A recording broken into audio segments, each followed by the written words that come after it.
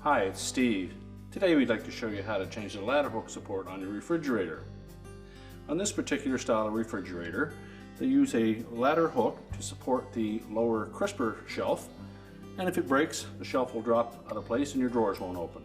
It's a really easy job to change, so let me show you how we do it. Now to do this repair, we'll need to remove all of the items that are on that crisper shelf, as well as the items that are in the drawers. So we'll start by pulling the drawers out and setting them aside.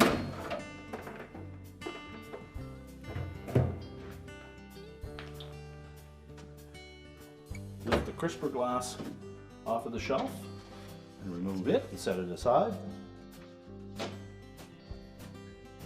Then lift up on the front of the shelf, pull it forward, and set it aside.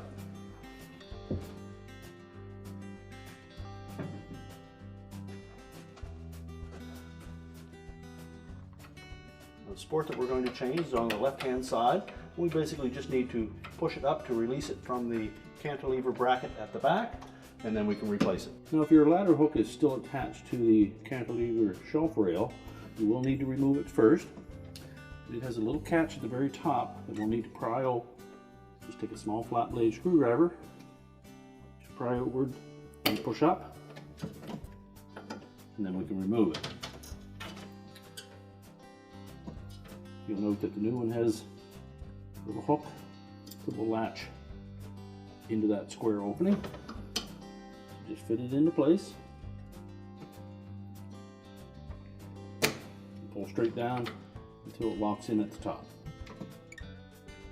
Now we can put the crisper shelf back in. Now with the shelf support back in place, we'll place the crisper shelf into that on both sides. And then make sure it's sitting on two supports in the front. Place our glass. Make sure it fits down into the recessed opening. Put our pans back in.